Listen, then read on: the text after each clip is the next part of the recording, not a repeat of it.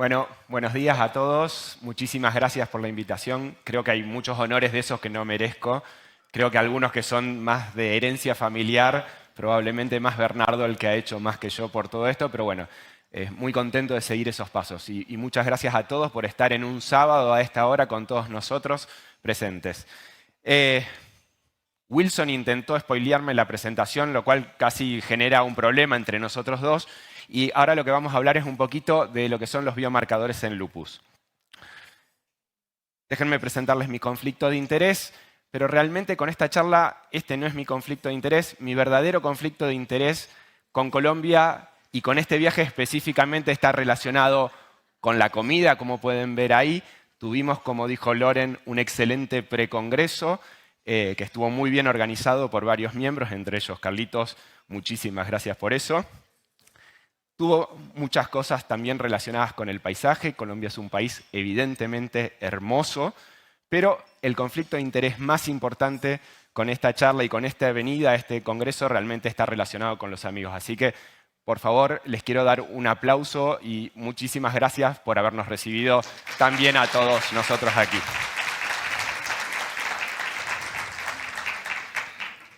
Bueno, a la hora de hablar de biomarcadores, yo creo que si le pregunto a todos ustedes qué es un biomarcador, probablemente todos me den una respuesta diferente. Seguro que si le pregunto a Gloria me va a hablar de factores genéticos, si le pregunto a un clínico me va a hablar más de marcadores serológicos, o alguien que esté en la industria me va a hablar más de marcadores de respuesta a ensayos clínicos. La FDA y el NIH propusieron una respuesta que se las voy a leer según textual ellos dicen. Una característica definida que se mide como un indicador de procesos biológicos normales, procesos patológicos y respuesta a la exposición o la intervención de un tratamiento.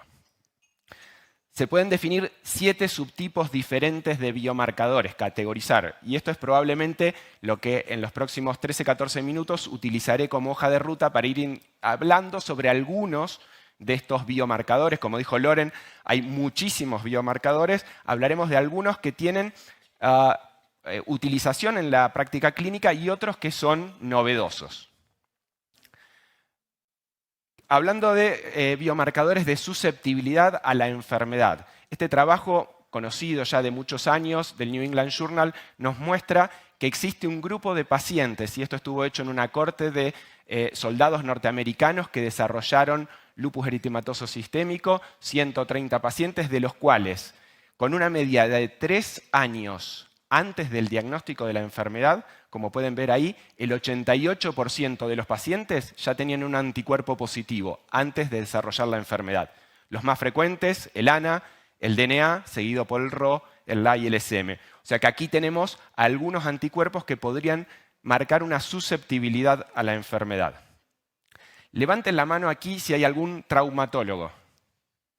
Como hace Loren, yo también voy a utilizarlos un poquito. Bien, no hay ningún traumatólogo, entonces puedo hacer esta broma sin ningún problema.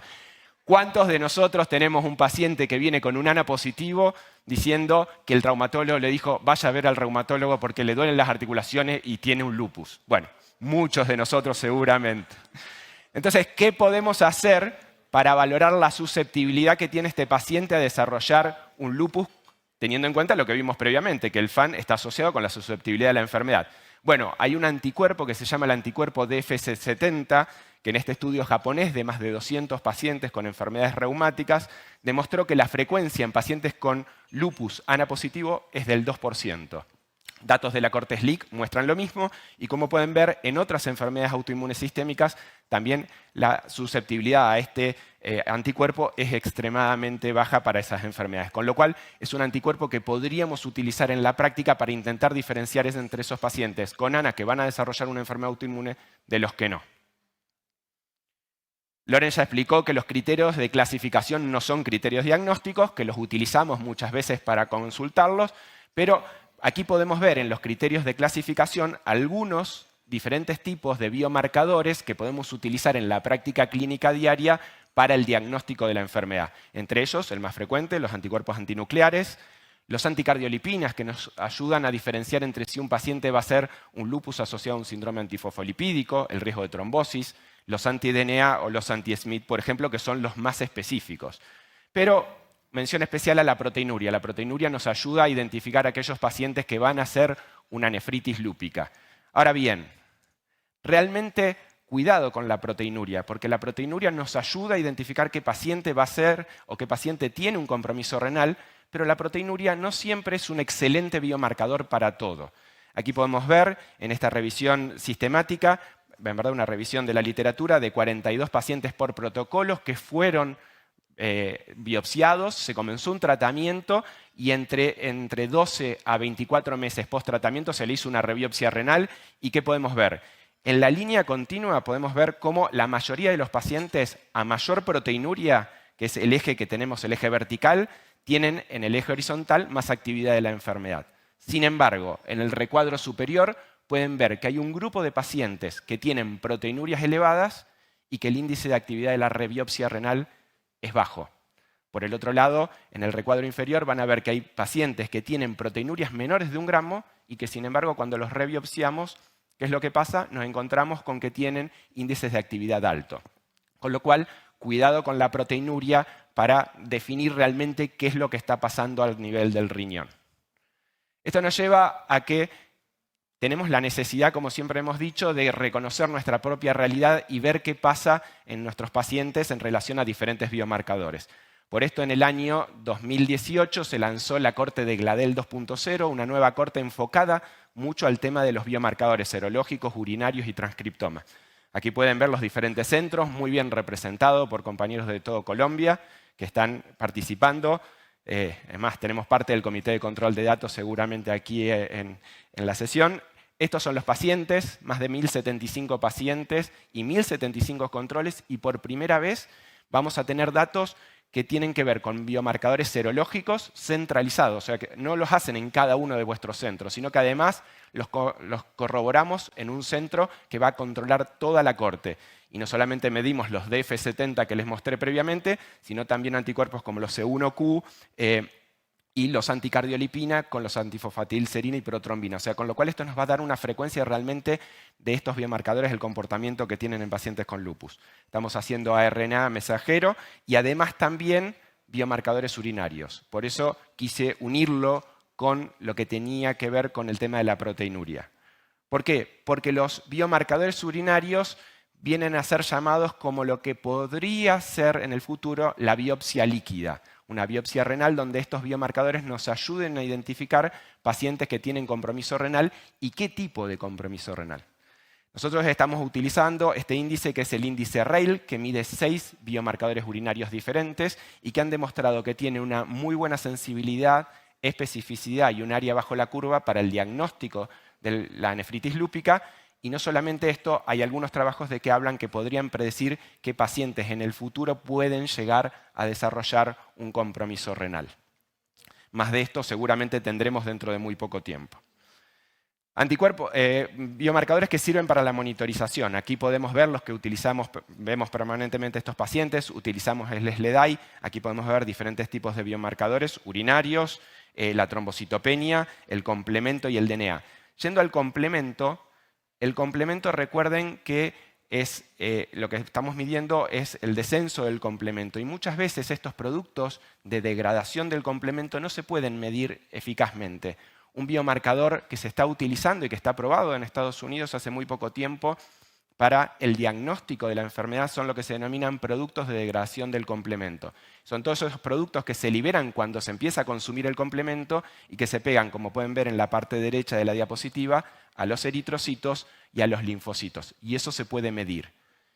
¿Qué han demostrado los estudios que miden esto? Que tienen una muy buena especificidad y eso le valió la aprobación en Estados Unidos como un marcador para el diagnóstico de la enfermedad. Pero no solamente eso, sino que es un biomarcador que nos puede ayudar a monitorizar la enfermedad. ¿Por qué? Porque como se ve en la parte derecha de la gráfica, cuando se compara con los anti-DNA y con el complemento que medimos C3 y C4 regularmente, las barras en negros que demuestran los CIVICAPS tienen una mejor correlación con un SLEDAI bajo, con un SLEDAI medio y con un SLEDAI alto que los otros biomarcadores. O sea que esto es probablemente algo que vamos a ver más en el futuro. Actualmente es difícil de realizar esta técnica y no está en todos lugares disponibles. Riesgo cardiovascular, esta diapositiva la estamos compartiendo con Loren. Él ya dijo que las infecciones son la causa más importante de mortalidad, pero el riesgo cardiovascular es el siguiente. Fíjense cómo él mostró que aumenta hasta 2.8 veces más el riesgo cardiovascular y que hasta es mayor el riesgo cardiovascular en el lupus que en la diabetes. Imagínense eso, lo importante que es medir el riesgo cardiovascular. Bien. ¿Qué hemos visto? ¿Qué biomarcadores podemos utilizar como pronósticos de riesgo cardiovascular? En estos dos estudios que hicimos en la corte de Illumina, pudimos ver que la proteína C reactiva persistentemente elevada puede ser un factor pronóstico de pacientes que van a tener más riesgo cardiovascular. Y como seguramente todos ustedes saben, aquellos pacientes que tienen anticardiolipinas, principalmente si tienen antifosfolípidos en triple positividad, tienen mucho más riesgo de desarrollar un evento cardiovascular y son un buen biomarcador para predecir estos pacientes que tenemos que tener mucho cuidado y controlar permanentemente. Biomarcadores predictivos de respuesta al tratamiento. Se comentó previamente sobre los estudios que llevaron a la aprobación del anifrolumab. Y en esta diapositiva yo quiero que se fijen principalmente, ahora los vamos a ir viendo, los voy a guiar un poquito, en tres grupos. Hubo un grupo placebo, un grupo de tratamiento con 300 miligramos y otro grupo de tratamiento con 1000 miligramos. En las dos diferentes gráficas van a ver los resultados del SRI, o sea que los respondedores son los que tuvieron una mejor respuesta al SRI a los 6 meses y al año. Son las dos gráficas que pueden ver.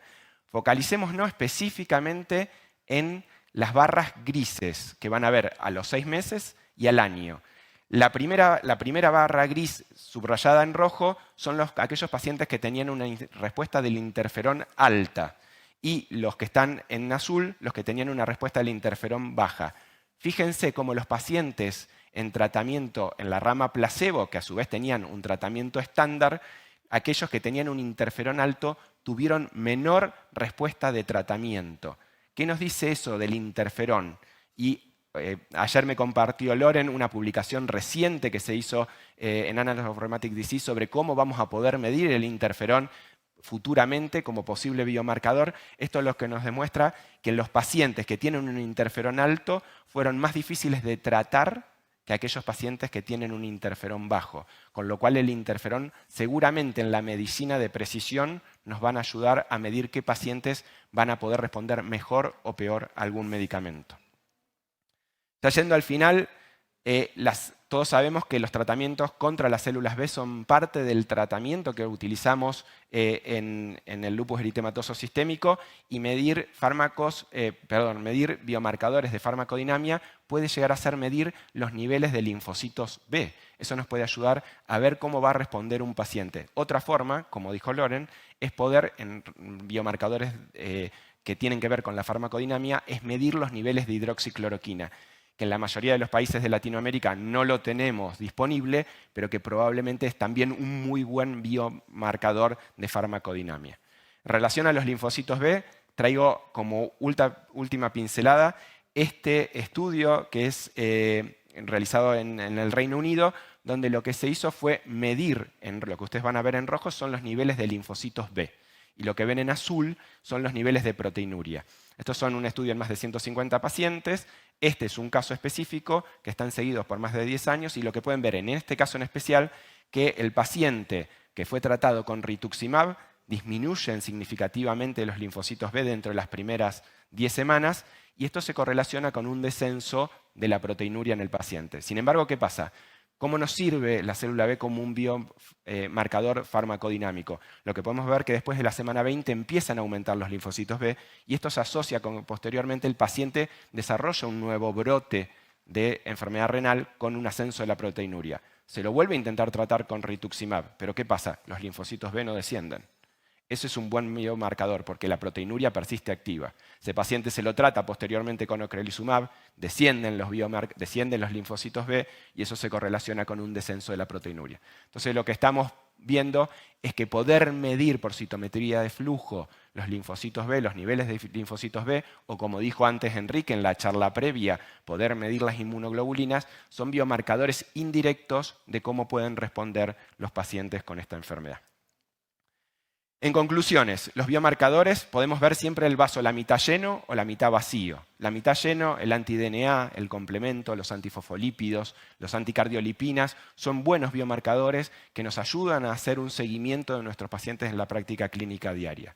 Sin embargo, todos sabemos que el lupus es una enfermedad compleja, que falta estandarización en muchos de estos biomarcadores, hay mucha dificultad en el acceso a la mayoría de los que le mostré, hay problemas de costo y de definir la importancia clínica. Esto es lo que nos espera para los próximos años y por lo cual todos debemos trabajar conjuntamente para intentar investigar de estos biomarcadores en Latinoamérica, en Colombia y en el resto de nuestros países.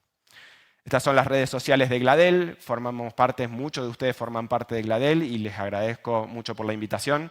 Muchas gracias y bueno, quedo atento a las preguntas y respuestas.